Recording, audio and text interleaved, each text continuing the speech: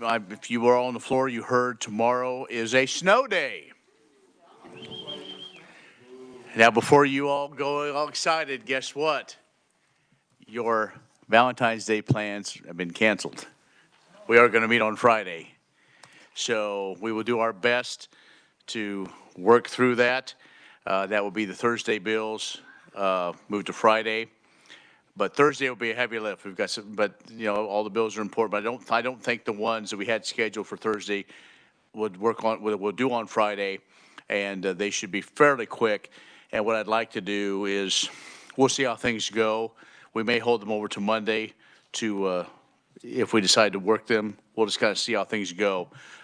So just so you're aware, but unlike some, which we hear some are trying to get around, do a workaround, and meet tomorrow. You all be safe. So with that, we will get underway. So thank you today for learning more about the role of railroads in Kansas.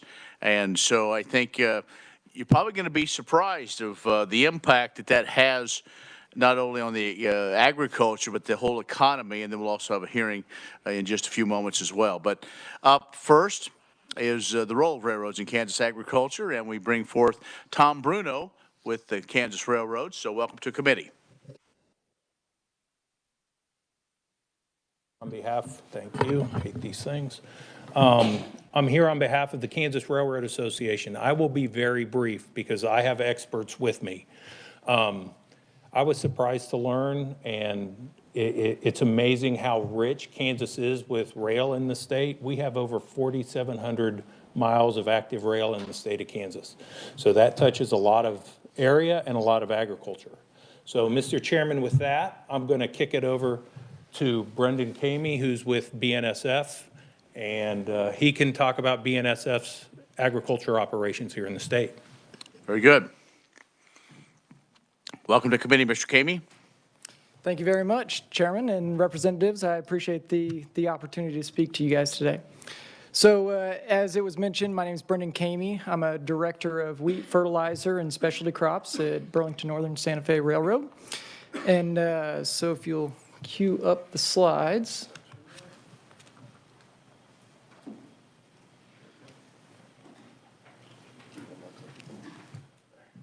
All right. Oh, there we go. So probably don't need to tell this group, but BNSF has a very rich history here in the state of Kansas. And throughout that history, agricultural has been a key part of what we've been doing here. So over this history, we've also scaled to meet the farmers' demands. So as farmers have continued to accelerate their plantings, their harvesting, and their ability to store and take grain to market, we have scaled as well. And so what I'll talk about a little bit is our ability to move from this model of single cars, moving from elevators to the markets, to the shuttle network, where we're moving 100+ cars at a time, moving from one origin to one destination. So BNSF is and remains the industry leader when it comes to agricultural products. When you look at the volume that BNSF grew over the 2014 to 2023 timeframe, BNSF grew over 122,000 units during that timeframe. And this was at a time when the rest of the railroad market was actually down 200 units. So BNSF continues to see this as a key market for us and one that we continue to invest in and support. So I mentioned the shuttle network that we have and we support on our network. So this has gone from in 2000, we had 110 of these 100-unit facilities, 100-car facilities. In 2024, that number has grown to over 426 facilities in North America. So we've really seen this market grow, and one that we are really proud of, because as we've continued to see competition in the global markets, ensuring that we've got an efficient supply chain to move that crop from where it's grown to where it's needed is key in order for us to maintain that competitiveness. Speaking specifically of our network here in Kansas, so we've got 21 shuttle qualified elevators here in the state. The first elevators were added in 1998, and then we added 3 more elevators to our program here in just the last year, 2 of which were greenfield sites, one of which was in Sterling, Kansas, and the other one in Garden City Co-op in Holcomb, Kansas. So along with this shuttle program that I spoke about, I do want to touch on that we do also offer what we call a destination efficiency train. That's where we will take 100 cars into an elevator to get loaded, and then they can build that out to multiple destinations. Reason we have this program is because many of the wheat mills that are still out there in the marketplace haven't been built or don't have the ability to build to take these large quantities of volume. So what we do is we have that program in order to still meet that market need and meet the efficiencies of the origination, but also the needs of the flour mills that we have out located typically in highly populated areas. When we talk about just the grain flows themselves and where they go out of the Midwest, it's going to be a lot of the markets that you would expect. For wheat, it's going to be going to many of the flour mills here, both domestically and in Mexico. The corn and soybeans are going to be going to feed markets. So corn going to California to feed dairy cows, West Texas, and then we do also see the corn and beans going off for exports through the Texas Gulf and sometimes through the Pacific Northwest. And that's when things go perfectly and everything goes right, but watch the news today or here it could change by the time we get out of this committee meeting. And there's a lot of factors going on that influence this, whether it's simple supply and demand, whether it's wondering what this cold snap's going to do to the wheat out in western Kansas, to what's going to happen with tariffs and how does the rest of the world respond. So there's a lot going on and a lot of dynamics that we have to continue to monitor, but we're regularly talking with our customers and staying close to them to understand how the market's changing and what we can do to help ensure that they stay competitive. So that's a short and sweet overview, and I'll take any questions if anybody has any. All right, I think what we'll do is write your questions down. We want to have everybody, and then if that's all right, then we'll bring people back if specific or if there's some general questions. So, no problem. Okay. All right. Mr. Kamey, thanks you. for being here. Next will be Haley, right? Haley. Haley. I'm sorry. You're My good. glasses are dirty.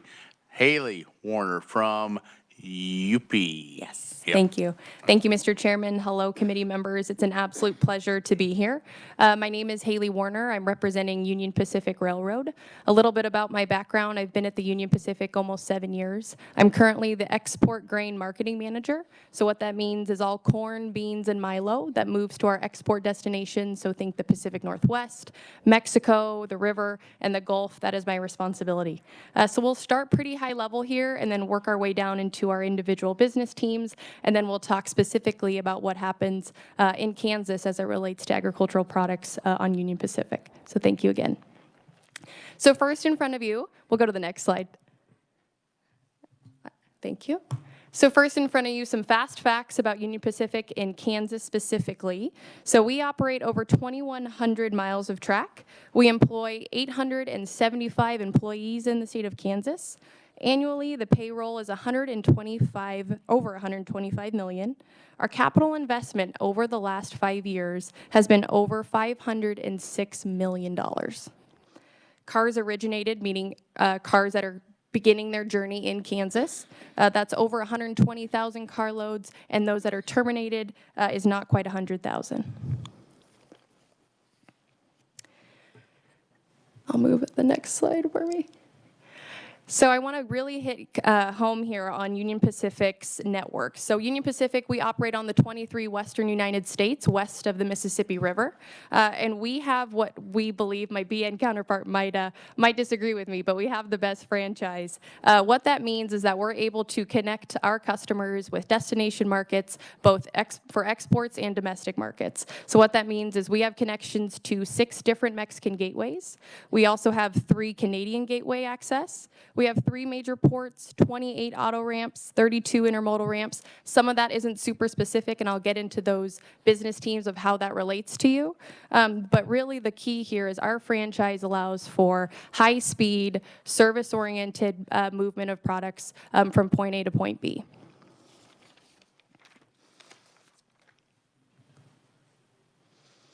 So Union Pacific is broken out into 3 primary business teams. The first one is bulk, which is kind of your heritage ag products. We'll touch about that in a little bit in the next slide, so I won't go into it too much.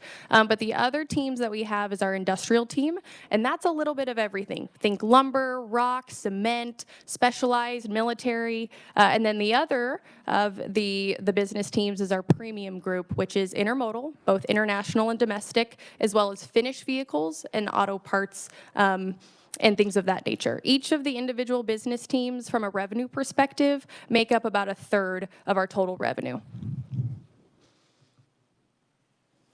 So let's dive into the bulk group at Union Pacific. Bulk is made up of grain products, food and beverage, coal, as well as fertilizer and sulfur. You can see from the slide that almost 2 million carloads on an annual basis originate from the bulk group. And you can see the volume mix that's broken out on the bottom portion of the slide. A majority of that is coal, and then the next portion of that is grain and grain products, followed by an equal kind of breakout there of food and fertilizer. And finally, we'll move into what does Union Pacific and Kansas do specifically. So Kansas is the number 5 in the top 5 origination states for all of bulk. So all of the products that I just listed, you guys are number 5. For grain specifically, you are number 2. And you can see the remainder of the breakout on the far right-hand side. Heavy grain coming out of Kansas, and then grain products, fertilizer, and then the other products are kind of significantly smaller. But when we think about grain in particular, the breakout is also down there. Primarily wheat is originating in Kansas on the Union Pacific Railroad. It's then closely followed by corn and milo. And then we have flour and soybeans, which are about the same amount of percentage coming out of Kansas. So in 2024, Kansas originated 239 million bushels of grain on Union Pacific Railroad. And those main destinations were to export markets, specifically Mexico and to the Gulf. We have 28 UP origin shuttles on the UP network, which means that those are origin facilities where they're actively loading grain to go to either domestic or export destinations. From a grain products perspective, the top commodities are ethanol and animal proteins. Animal proteins, think like tallow, to give you some perspective. And we also have access to 4 different short line railroads in Kansas that allow for us to be competitive, as well as be able to connect to more origination points in Kansas. So really, we are grateful for Kansas's farmers and origination and shuttle origins. We're grateful for the business and would be open to any questions if you have them. All right, Haley, thanks so much. We'll wait that for another time. So let's see, up next, who want to do? Andy? Andy Williams, you going to sing for us? Please? We're waiting on. Maybe some cupcakes later. Yes, hey. Yeah, I'm not really part of our ag product. My name's Andy Williams. I'm executive director of our public affairs team based in Fort Worth, Texas, and wanted to just join in to fill any holes that you guys might have in terms of questions. Just to give you a little broader overview of BNSF's network, we operate in 28 states, 3 Canadian provinces, and we have about 32,500 miles of track. As was pointed out by the last presenter, Kansas is an important part of our ag network, and when you look at the railroads, you need to look at them more as a network, and their short lines and their class ones, how they all feed into each other to help get grain and ag products to market, and that's growing every day. A lot of people don't realize now. You may be familiar with our BNSF's intermodal facility in Edgerton, Kansas, which is primarily international freight, stuff coming in and out of overseas. DeLong Grain has a facility there. There's a lot of grain being loaded up in containers there and shipped abroad. BNSF, I'll just say, is very happy to have been founded right here in Topeka by Cyrus K. Holliday back in the 1800s, who stopped here and said this would be a great place to launch a railroad to go to points west. Those dreams have come true, and it really, I think, in a lot of cases, gone farther than most people would ever imagine. We're also very proud of the fact that with the railroads, and UP is involved in this as well, that we brought farmers from Europe who dealt with hardy red wheat that helped make Kansas become the state it is. And so agriculture has been an important part of railroading. It's an important part of the state, and we look forward to continuing that tradition well on into the future. And be happy to follow up with any questions when everybody's spoken. Thank you. Great, thank you so much. And let's see, is Ben gonna, Ben, you wanna talk? Ben Jones from the association, correct? Yes. Yes. Thank you, Mr. Chairman. Ben Jones, I'm Director of Public Affairs for Union Pacific. I have the great state of Kansas, also Missouri and Oklahoma. I think you heard from our presenters just how important Kansas is to our business. And I think how important our business is to Kansas. You know, it's a net exporter of goods, which not every state can boast of. I think that's very important. You know, we heard about the capital spend. You know, I used to work in the legislature myself, and what I like working for Union Pacific is I'm not in front of the Appropriations Committee asking for money. That $500 million you heard about was all private capital going back into the system here in Kansas to make sure that we have a safe and efficient operation, not only for our customers, but also for our communities. And probably the last thing I'll hit on is kind of what Annie and I do in public affairs. You know, a lot of you probably come from railroad towns, communities. We're kind of your conduit into the railroad. If a constituent has any questions, we're here to help answer those.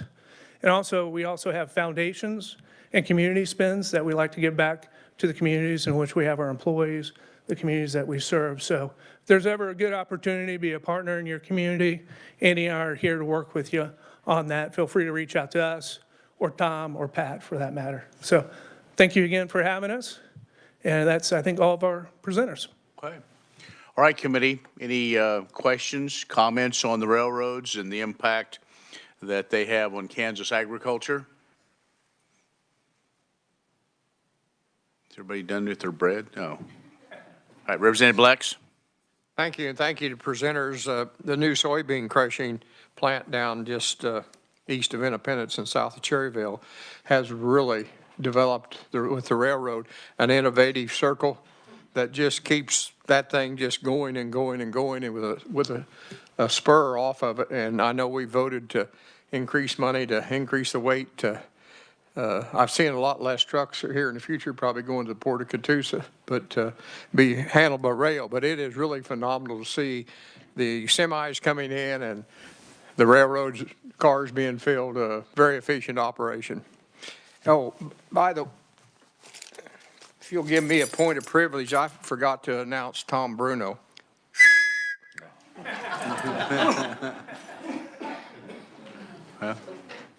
All right.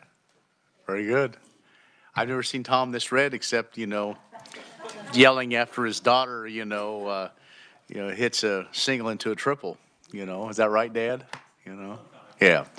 Representative Minix. Thank you, Mr. Chairman. I just have a small question. If you were talking unit car trains, how many bushels of weed? I'm guessing 330,000 bushel. Am I close? 370. Okay. So you'd be talking 330 or so semis that you take off the highways here in Kansas with one train. That's correct. Yeah, it's about a 4-to-1 ratio. So call it about anywhere from 350 to 400 trucks that we're taking off the highways. That's amazing. They move multiple tons of things safely As far as I can tell, your safety record's amazing also. So I applaud you on that. Thank you very much. Yeah, we're running 140 shuttles right now of those 100-car trains moving just strictly grain, and a lot of that comes out of Kansas. So, thank you. And also, if you didn't know, past president of BNSF is a native Kansan from southeast Kansas, currently chairs the Board of Regents, Carl Ice. So that is another good Kansas boy done well. Representative Roser? Oh, you're just, okay. Oh, all right. She was making it. Oh, okay, good, all right. Okay. I remember when I was a freshman, but no, no, you're doing good. Thank you for the bread too, by the way. Anybody can answer this, maybe both of you can. What can we as a legislature do to continue to make you prosperous in this state, for either from a regulatory standpoint or what else? Just kind of get out of your way? Go ahead. Don't get in front of a train, you know. Public policy is important like any other industry, you know. Tax policy is very important to us, you know. We're the second largest taxpayer in the state of Kansas behind Evergy, from what I understand.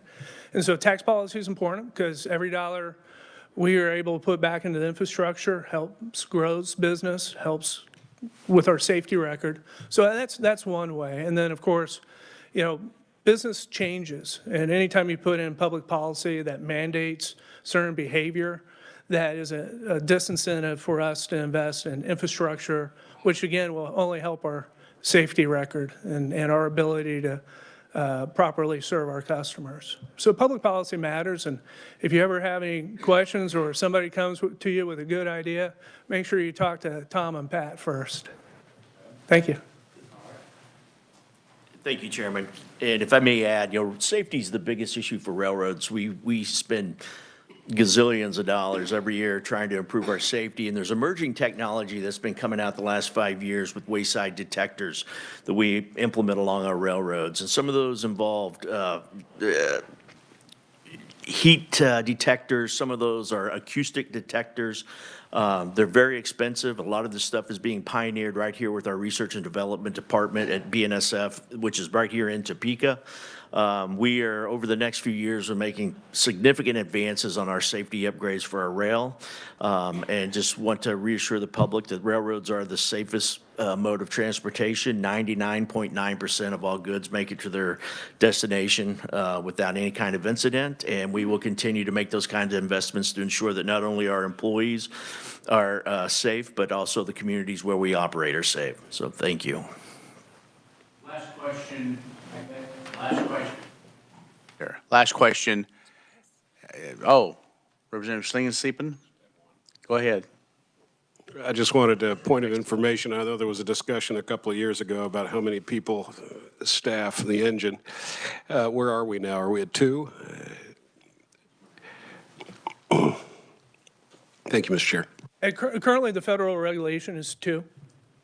And so I'm not quite sure what the outlook looks with the new administration, but the previous administration put through rules to have 2 people on. Mm-hmm. All right. Representative Roth, I thought we were about done. Go ahead. Thank you, Mr. Chairman, and thank you, presenters. And the rail service is just fabulous. I really enjoy it. But from my communities where I'm at, and the trains come through, sometimes it takes them a long time to get through. I mean, upwards of 30, 40 minutes. And in our community, the west side of Winfield, the fire station is on the east side. And in an emergency situation, they would have to go around all the way down south of Winfield and come all the way back around, taking minutes. So not to rain on the great parade here, but the reality of it is that sometimes the rail service causes a significant amount of delay in emergency services, and probably just in my area, but it does. And I don't know if there'll ever be anything that you can do about that, but it is a concern, especially of the citizens of my district. Thank you. Thank you, Go ahead. Chairman. If I may, Winfield's a great community. It's on the BNSF line. In Kansas, like I said, when Cyrus K. Holliday first came to Kansas, his vision was getting to the West Coast, which we did. And that line going from basically Kansas City to LA is what we call our Southern Transcon. And it continues on up to Chicago. And that is our busiest line. And some of that comes through Winfield up south and hits that. Over the last 5 or 6 years, and you might imagine, that line is double tracked, triple tracked, quadruple tracked everywhere except for about 50 miles in Kansas. We just spent the last 5, 6 years double tracking that 50 miles. It just opened earlier this year, or well, late last year.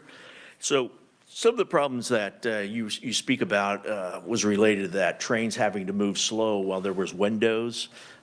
Work windows for the crews to go in and do their work. Now that that's up and running, there's a lot of trains going bi-directional, making it a lot easier to get through Kansas and get through your kinds of towns. I'd also point out that just south of you is Arkansas City, which is a important railroad town. And it was the first town on our network, our entire net, 32,500 miles, 28 states, 3 Canadian provinces. The first town that had the vision to close all their crossings was Arkansas City. And there's not a grade crossing on our main line through there. There's flyovers. And it took a while to get that, but I think, I forget the city manager's name that helped us on that project, but he said it was, it changed the community. No train horns, no block crossings, there were flyovers, and they were able to do that with federal dollars. We don't want our trains moving slowly. We don't want them stopping for any reason because we're not meeting our customer demands. So when a train's going slowly, it's typically because there's something's happened to either to that train mechanically or there's been some sort of disruption up the line. We encourage people to look for CRISI grants, they're federal rail safety grants, to help close crossings and build flyovers. So I'd encourage Winfield. I know exactly where you're talking about, so thank you. Thank you. Committee, it was not lost on me that a guy that does, you don't live in Kansas, do you, right? Me? Yes. Well, I wish I did. I went to school here, but I live down in Fort Worth right now at our But headquarters. you grew up in Kansas? Grew up a little bit all over, but primarily northwest Oklahoma. Well, but he said Arkansas City. So it's not lost on those of us that you said it right. Yeah, So, hey, when I was going to school at KU, I'd drive up from Oklahoma and I'd pick up a friend in Arkansas City. He'd ride with me up to school on the weekend, so know it well. very well. Yep. Okay, my last question, I believe, right, is with technology and where we are in the future, and because this is the Agriculture Committee, what about using this next generation of soy-based biodiesel to run the cars?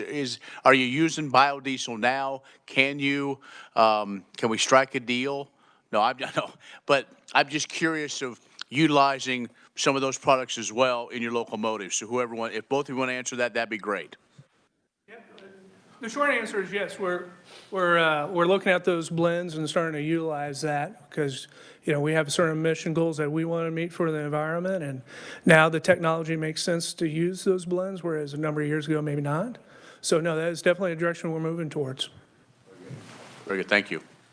Yes. Thank you, Chairman. I just echo exactly what Ben said. We have an aggressive emissions goals that we want to meet by 2050, and a big part of that strategy is biodiesel, and we're using it heavily wherever we can. So, Very good. thank you. Thank you. Okay, thank you all, Kansas Railroad Association members. Appreciate it. You're welcome back here anytime. Thank you for what you do for not only Kansas agriculture, but the economy of the state of Kansas. And we're so glad you all are here and so glad you made it in. So hopefully you all can make it home safely before this snow event happens. So thank you so much. All right, committee, we will now move into the hearing on House Bill 2095, establishing a pump installing contractor license, as well as more information. So we will call on Revisor Kyle Hamilton for a briefing of the bill.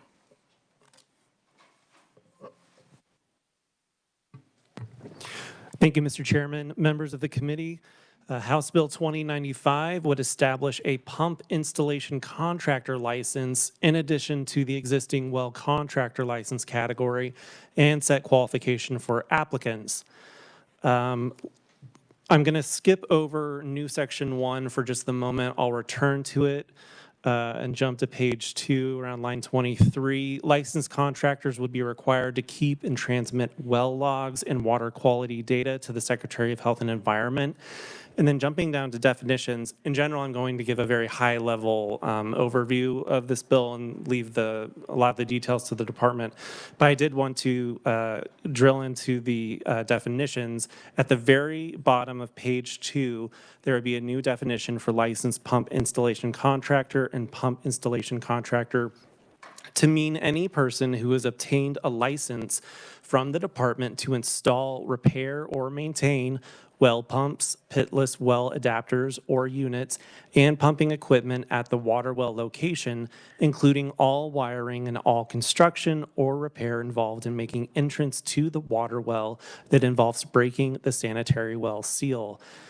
Then the second part of the definition is what would not be included in that term. So a licensed pump installation contractor would not include a person while in the act of installing a pump on land that is owned by such person and is used by such person for domestic uses at such person's place of abode, but only when the pump is installed in compliance with prescribed minimum installation standards as provided in this act. And then there's a second part to the exemption that would say, or a person who installs a pump for a licensed pump installation contractor at such contractor's direction and under such contractor's supervision. Furthermore, on page 3 in the definition section, there's still a definition of licensed water well contractor, and I believe the change there is adding the word plug. So it would be a person who's obtained a license from the department to construct, reconstruct, plug, or treat a water well. The Secretary would be responsible for administering and enforcing the provisions of the Act, including adjusting license fees on a biennial basis by rules and regulations. And it says on page 4 that the amount, the fees established pursuant to this subsection shall be in an amount that, when taken together with any other available funds, will allow for the proper administration of this act. The Secretary would also have the authority to issue, renew, deny, modify, revoke, or suspend licenses. The bill would require applicants for water well contractor and pump installation contractor licenses to demonstrate familiarity with applicable Kansas water laws and standards. Those standards are listed on page 7. It would specify the qualifications needed for licensing examinations and the process for application and renewal.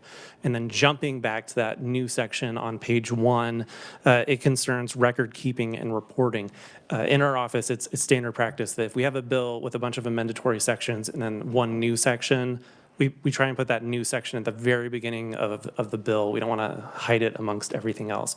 Because when we have a section of a bill that's all new language, it doesn't show that markup, cross out, or ital language. It just all looks like normal type. And it'll say new section 1 or 2, 3, et cetera.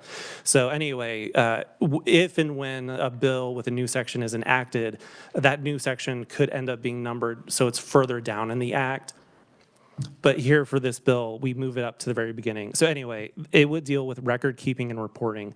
The bill would require licensed pump installation contractors to maintain accurate records of each pump installed and submit these records to the Secretary within 30 days of installation. The records would need to include the landowner's name and address, the well's location and legal description, the intended use of the well water, and detailed pump information. That section would be made part of the existing Kansas Groundwater Exploration and Protection Act. Penalties recovered under the act would now go to the Water Program Fund instead of the State General Fund, which is in current law, which you can find on page 12. House Bill 2095 would become effective upon publication in the statute book. And with that, I'd be happy to take any preliminary questions. Any questions for Mr. Hamilton on the bill? Representative Seibert? Thank you, Mr. Chair. Who's requesting this bill? This bill was requested by Representative Vaughn on behalf of the Kansas Groundwater Association. Other questions? Seeing none, thank you, Kyle. Heather O'Hara, fiscal note, please. Thank you, Mr. Chairman. The fiscal note for House Bill 2095 states, according to KDHE, enactment of the bill would increase fee fund revenue by $40,000 beginning in fiscal year 2027 if related rules and regulations related to the new license fees could be revised and implemented by that time.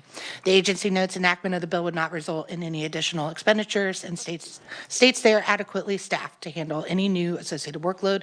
Kansas Water Office reports enactment of the bill would have no fiscal effect on that agency. Okay, thank you. Any questions for Heather? Representative Minix? Maybe not a question for Heather, but an explanation to Representative from Pretty Prairie. The bill was introduced by Representative Vaughn within our water committee, but prior to that, I worked with some local firms out in my area that requested the bill, and so you can point the blame my direction. And we'll learn more later on. Any other questions for Heather? Representative Fairchild.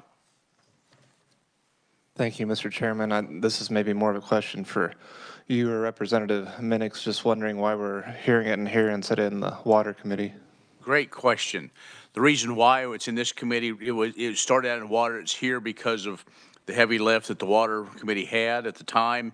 Want to make sure that they could get their work done and to make sure there was time to hear. So in consultation with the Speaker and the Chairman Minix, it was decided to land here. So that's why. Okay. Ken's very gracious and gave me a little more time for some other bills we're working on. I wouldn't say I'm that gracious, most people that know me. But we want to make sure that we give good bills the opportunity for a hearing in the legislature. So any other questions? Seeing none, we'll move on. First up will be Tom Stiles from Kansas Department of Health and Environment. As we do the proponents, Mr. Stiles, you're up first. Welcome back to committee. First time this year, I believe. Yes, sir. Thank you. Thank you, Mr. Chair. Members of the committee, I'm Tom Stiles. I'm Director of the Bureau of Water at KDHE. So my geology group are in charge of licensing the water well contractors. Over the years, they have pushed on KDHE to extend the license requirements to pump installers, those individuals who will put in a pump after the well has been put in place there. I will say off the bat, we've been supportive of language of 2095. We have tried in the past to regulate pump installers.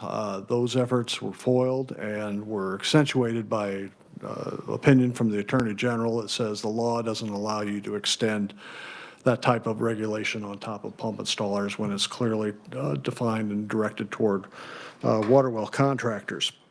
We've been doing licensing and regulation of the water well contractors since 1974. It's a very successful program that has built up a very, I would say, robust and healthy water well drilling industry throughout the state that's utilized by almost all facets of life here in Kansas, whether it's homeowners or irrigators or industries, et cetera. And those wells are put in place and drilled relative and subject to and reflective of the standards that have been established through 82A 1200 and at SEEK as well, but more so the regulations that implement that particular statute.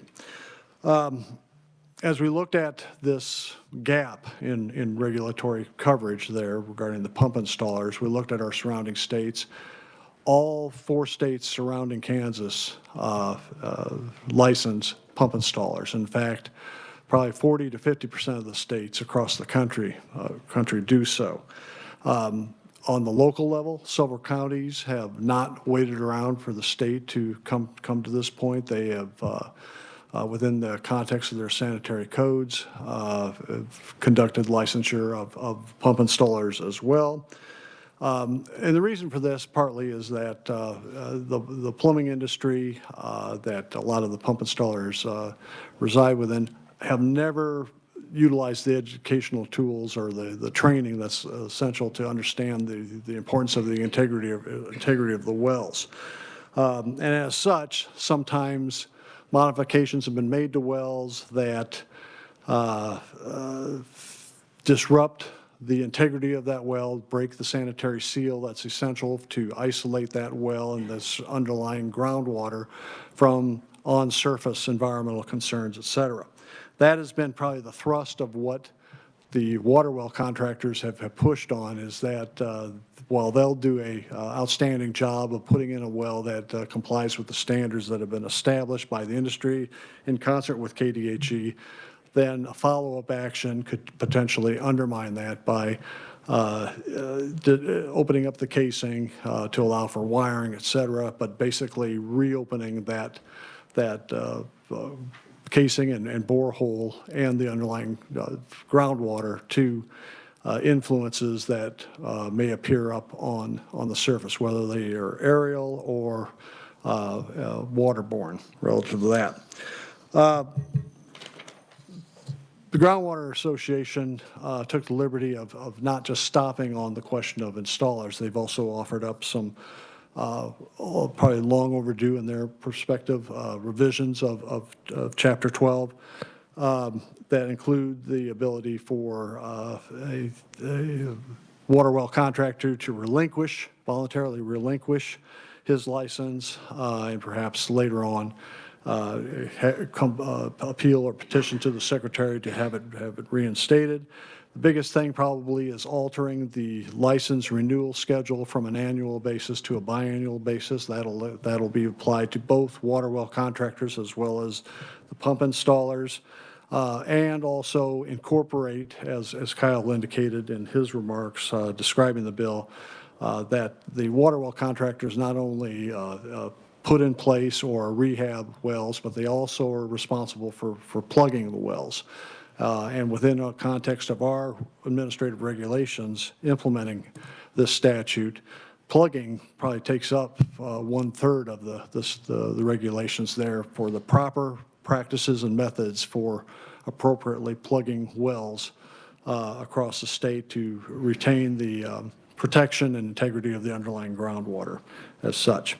The other thing the bill does is expand the expected knowledge base of both the water well contractors to look at different types of methods of drilling, but then also install what pump installers are expected to know as they take their exam on their path to become licensed. Our staff at KDHE would offer up a couple of minor amendments, and Kyle made reference to them at the bottom of page 2. In the two definitions regarding licensed pump installer contractors or licensed contractor water well contractors there, that provision within there that identifies that in either case that any person who has obtained a license from the department. Not everybody gets a license from us. Certainly homeowners are free to basically conduct these actions upon themselves without getting a license from them, but we still want them to adhere to the practices that have been laid out within the construction of our administrative regulations that implement this statute there. So our minor amendments would strike that adjective phrase that identifies those people as obtaining license there to basically indicate that all people that are in the business of either drilling wells or on their own or installing pumps and the associated equipment that are tied into adding on features into the well have to basically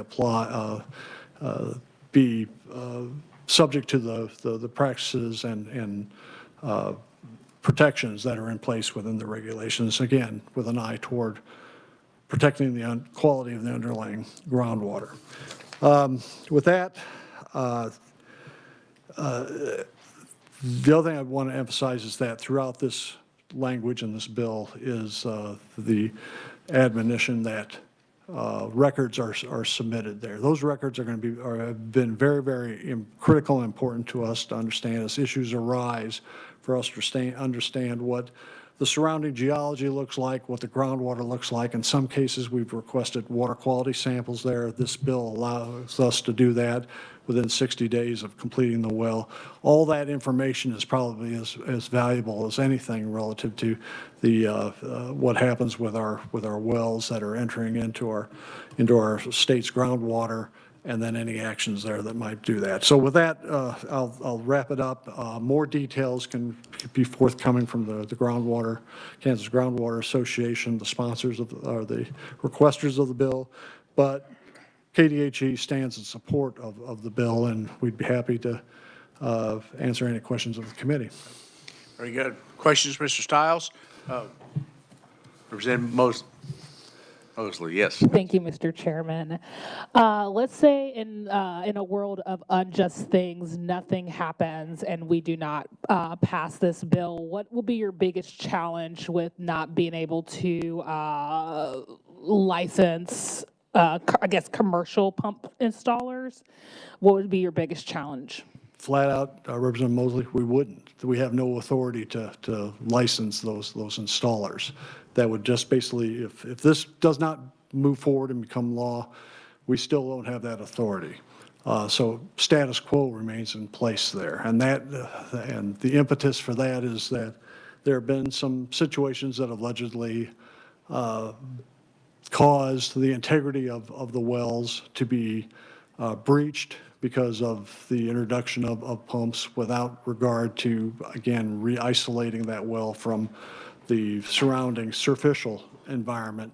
So there's a management and protection of the groundwater resource, and in some cases it's consumer protection there, and that person that hires on an installer has, if they find out that it was put in wrong, there is no recourse relative for them to chase down the individual that did that, and certainly couldn't invoke KDHE to come in and help conduct the investigation. And this is not a geography test, but for the states that are surrounding us, how many of them have some type of like certification for people who have the role of like a commercial pump installer? We think, first off, the water well contractors are implicitly licensed to do installation. As part of the well, they can put in the pump. Not everybody takes advantage of that. Sometimes they want to seek out a cheaper option there. The standalone installers, we estimate there may be about 140 of them across the state that provide that service there. But as the impetus for the bill is, there is no check on their ability to make sure they conduct those practices according to Hoyle relative to what we would place in our regulations. Other questions for Tom? Seeing none, thank you. My pleasure. Appreciate Thank it. you. Up next, Jared Stroot, Kansas Groundwater Association. Welcome to committee. Thank you, Mr. Chairman. Ladies and gentlemen of the committee, I'm Jared Stroot. I'm a licensed water well contractor from the Wichita area. My company is Premier Pump and Well Service, where my brother and I operate as partners. We provide services from McPherson County on into the Oklahoma border and into Oklahoma, as my brother holds the license for that state. I've been on the board, the Kansas Groundwater Association Board of Directors for 6 years, with the last year being president-elect. I come here to represent the contractors in my area and their concerns as well in regard to this matter. I can't speak for all parts of the state. I can speak for my area, as my area has a very shallow aquifer, meaning anybody with a strong back and the do-how will pull the pump, and it's very easy to access it. This gives you direct access to the groundwater and introduces a lot of chances for contamination. And I've lost my spot. There have been many times that I've offered my customers the chance to do work themselves, even though they hire me. I understand we all try to save money.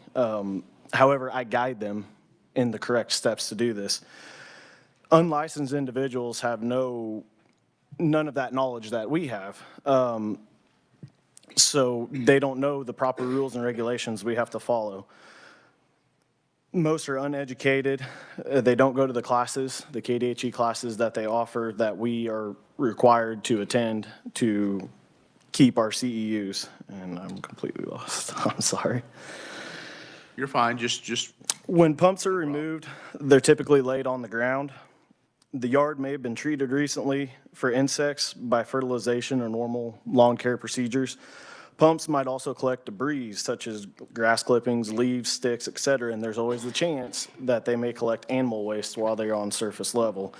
They are then transferred back down into the ground directly into the aquifer, introducing all of this contamination without proper sterilization. I've spoken to the contractors in my area, all support this bill. They like to see people held accountable. Some have provided me with examples of situations they have seen where somebody without a license has performed well work. They can vary from countless times where a citizen without water for their yard or their house has called an unlicensed company and they determine that the well is the issue, address it.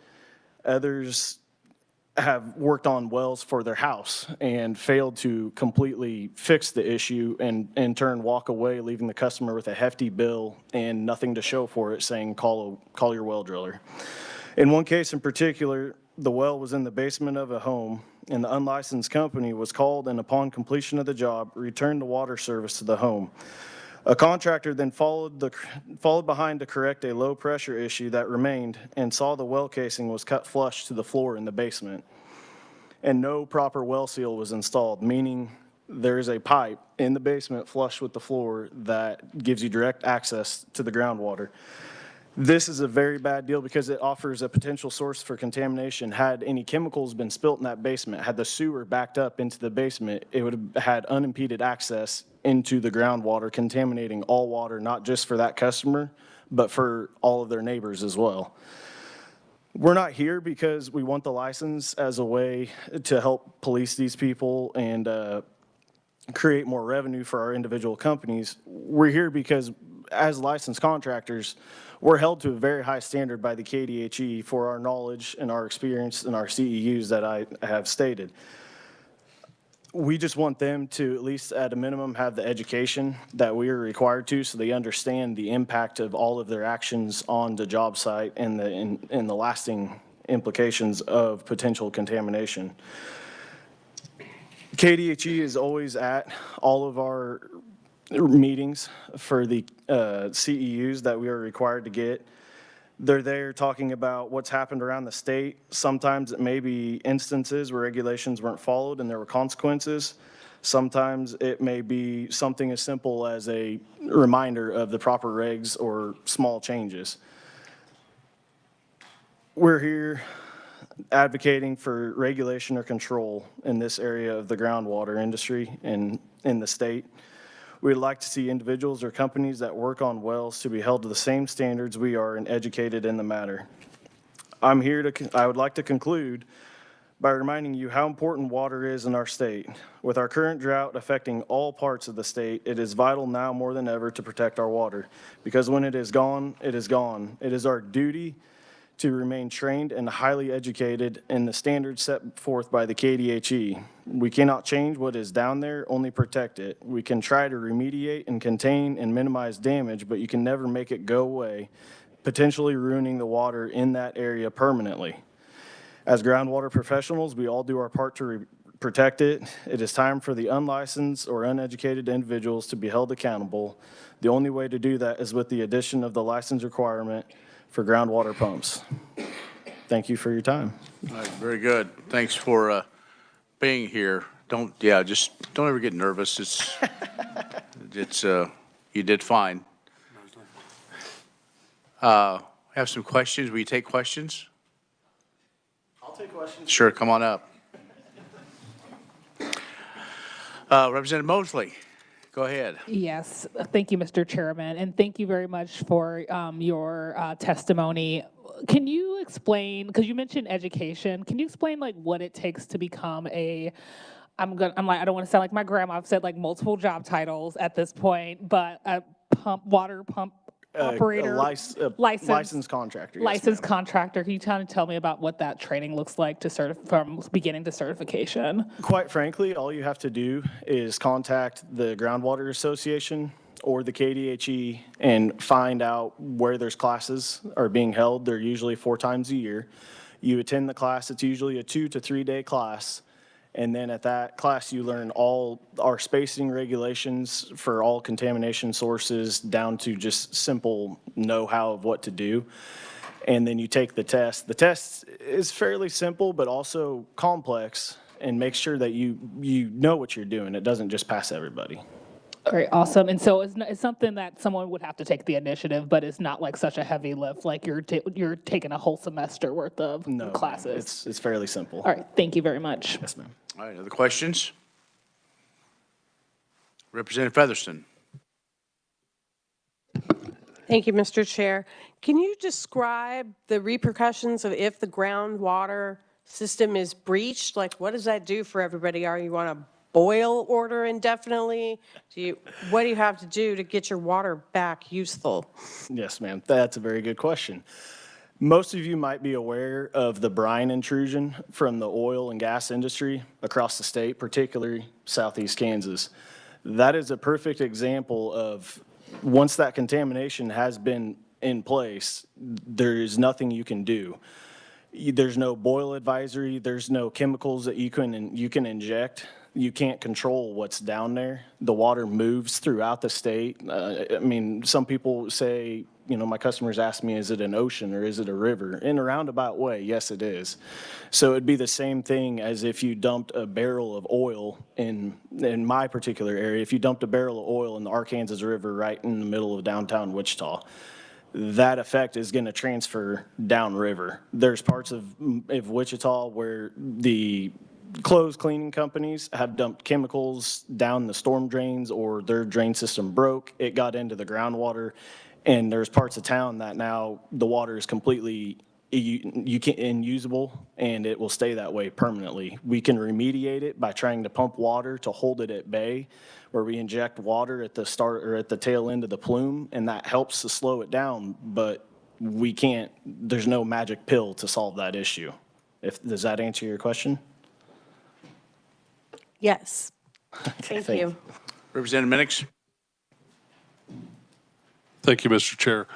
Jared, I'll throw something else at you. If you're installing a pump before you do you ever check for chloroform bacteria? And if you find it, what can you do? Yes, sir. Typically in my area, predominantly, as some of you might know, we irrigate. Everybody wants a nice, pretty green yard. Most of the wells in Wichita are for lawn irrigation.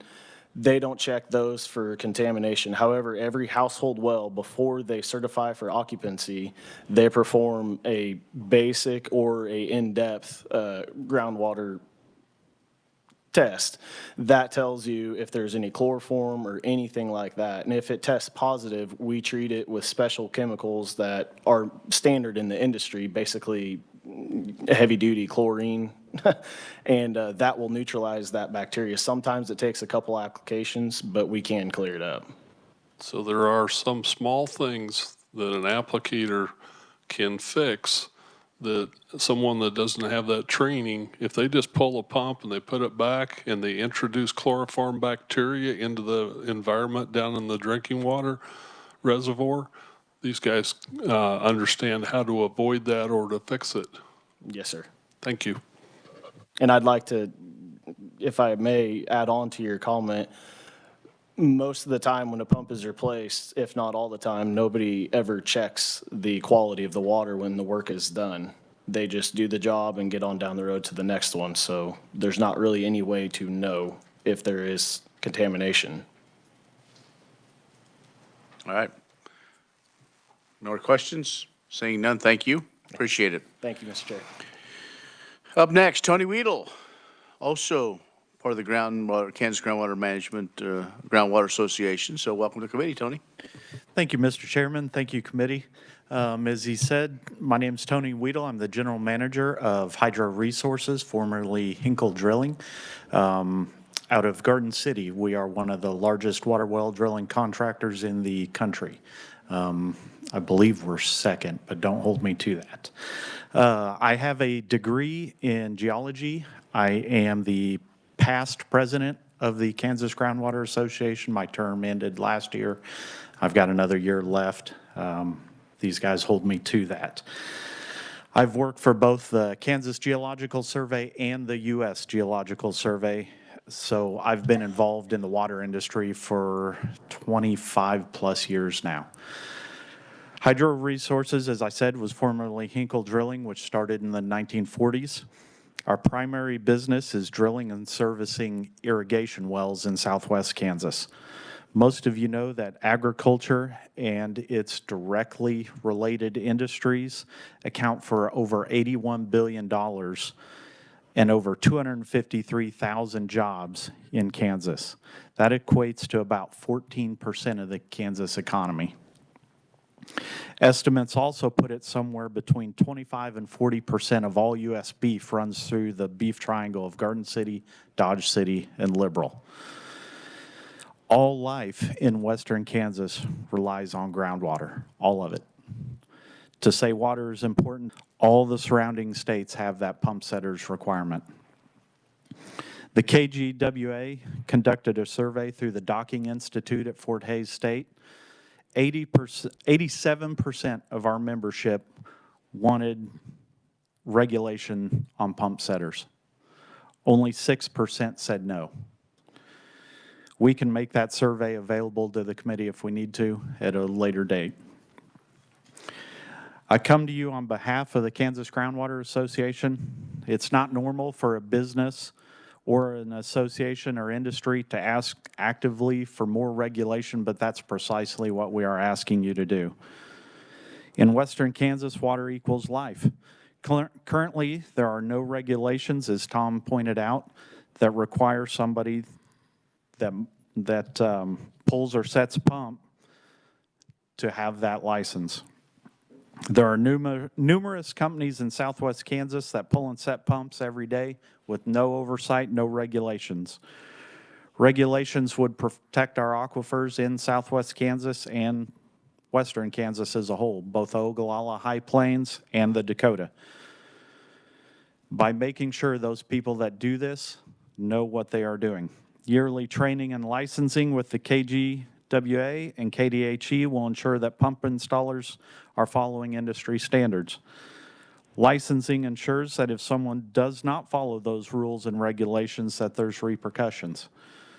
I've heard many stories about some of the things that go on with pump installers, not only in southwest Kansas, but all across the state. Everything from not covering an open hole, which allows animals of all kinds to fall down hole, to not disinfecting things before a pump goes back in the hole, not disinfecting the well after it's been drilled or serviced. There's all kinds of stories out there. Can you imagine the damage a polluted aquifer in western Kansas is going to cause? Billions of dollars lost. Cities and towns potentially sheltered, abandoned. Now imagine the same damage done to somewhere of an area like Jared's in Wichita. Same thing. Much of the Wichita area relies on groundwater for their drinking water. Catastrophic does not adequately describe where this a major contamination event would go. I know the legislature and governor have put a large focus on groundwater in Kansas, so please don't waste the time, effort, and millions of dollars we've already put into it by allowing an unlicensed individual or contractor to pull and set pumps not knowing what they're doing. I've spoken with the management of both GMD 1 and GMD 3 because that's who I tend to deal with. Both of those GMDs are in support of this bill. We've got the backing of the KDHE as well as the full backing of the Kansas Groundwater Association. I thank you for your support, and we'd like you to pass 2095. And I'll take questions if All right, you've got Tony. them. Thank you. Thank you for being here. Questions for Tony? Talk a little bit more about, I mean, how'd you come to this point? Is it a matter of your group come together and you know, more than just maybe an integrity type thing, but just to do the right, did you know, this generation or come to say, hey, this is just something that we got to have, or more of like a professional practices, or the neighbors are all doing them, or is it just that light bulb, hey, we're in the middle of all the water situations, and we're one of those that can really kind of be a change agent for the right thing. Is that kind of all that together? Yes, all of it together. So this has been going on for decades within the Groundwater Association. They've kicked this idea around back and forth for decades.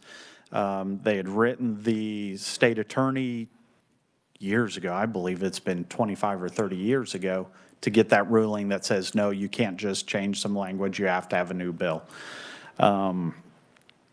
It had been kicked around with no real traction.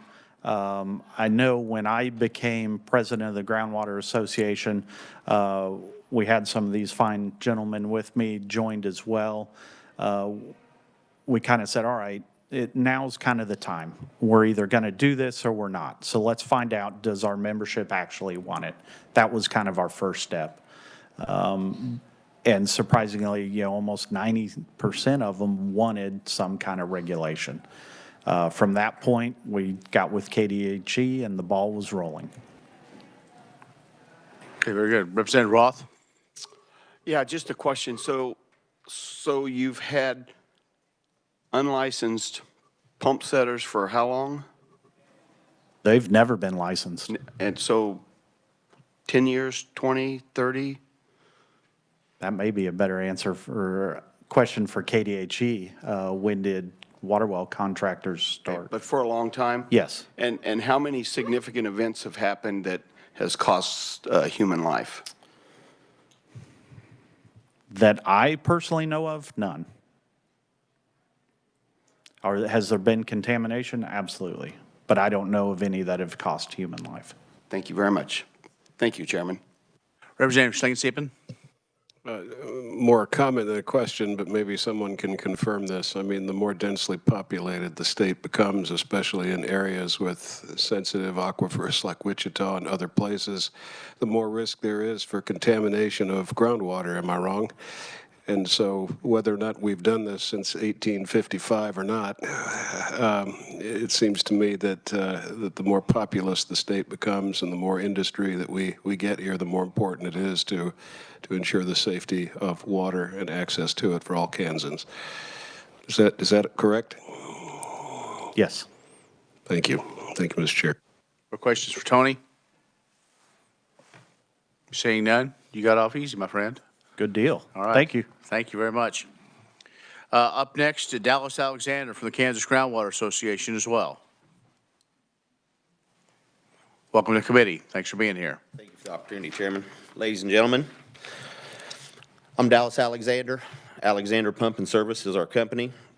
I'm an owner-operator along with my brother, which right now is currently in Nebraska, taking his CEUs for his pump installer's license that we carry in Nebraska. So Nebraska does have that as well. We cover, I'm getting off here already. You're fine. Just take your time. You're doing fine. Our father and mother started this company as a family-owned business in 1996. My brother and I worked for our parents throughout high school, part-time. Darren went full-time in 1999 when he graduated high school. I started full-time in 2004. Darren and I bought the company from Mom and Dad in 2019. That's when our parents retired. They're both still alive. They're able to enjoy it. So they're retired. We're based out of St. Mary's, Kansas. We cover mainly the eastern third of the state, from Oklahoma to Nebraska to Missouri. And that is, our company does, all we do is pull pumps, set pumps, that does not currently require a license. We don't drill any wells at all. We carry a license because 25% of our work, which is remediating wells, superchlorination, acidizing, well reconstruction, that requires a license. There are a lot of rural houses in eastern Kansas. That's where we see most of the safety and contamination possibilities. I don't believe the contractors or individuals that are doing this work are doing it on purpose. It's lack of education. We are not looking to shut anybody down or run them out of business. We all just want to protect our most precious resource. We can succeed in doing that by making sure all that work on public water supplies, irrigation, livestock, and residential wells are properly educated.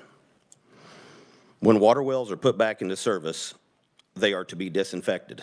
That is the way the rules and regs read. Most non-educated contractors are not aware of this, much less using the same tools to work on fresh water, your water well, as they do after they just fixed a situation with your black water or your sewage.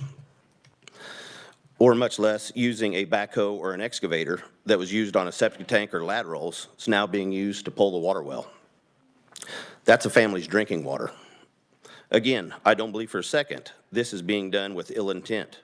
It's a lack of education and oversight. I would really like to see Bill 2095 be passed to show Kansans that our groundwater and their safety is at our utmost importance. And just a side note here, Alexander Pump and Service is not going to make one more nickel if this bill gets passed. We don't do residential wells, we do municipal, bigger irrigation wells, but this bill is very important. I mean, it's just more people, more chance of contamination. I would like to see this bill passed. Any questions? Any questions, Mr. Alexander? You bring a different perspective to this. Thanks for being here. Eastern Kansas, it's different than those of us out west and what we're dealing with. Not only just depth, probably of water, but you're dealing with population, some of the things we've heard about today. Have you found some concerning things? So I get along fairly well with most of the not water well contractors, but plumbing contractors in our area.